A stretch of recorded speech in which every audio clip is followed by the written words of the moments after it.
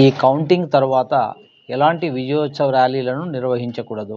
అట్లు నిర్వహించినట్లయితే వారిపైన చట్టపరమైనటువంటి చర్యలు తీసుకోవడం జరుగుతుంది. అదేవిధంగా ఎవరైనా అల్లర్లకు పాల్పడినట్లయితే వారికి జిల్లా కలెక్టర్ గారి యొక్క ఉత్తర్వుల మేరకు ఎక్స్టర్నమెంట్ జిల్లా బహిష్కరణ చేయడం జరుగుతుంది.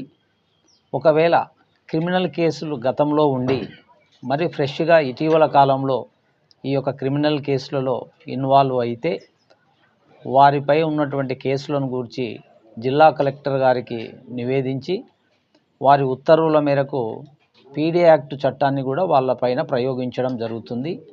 అట్లా పీడీ యాక్ట్ ప్రయోగించబడినటువంటి వ్యక్తులు 1 సంవత్సరం పాటు జైలులో నిర్బంధించబడతారు. అంతేకాకుండా కౌంటింగ్ తర్వాత టపాసులు కాల్చడం కానీ టపాసులు అమ్మడం కానీ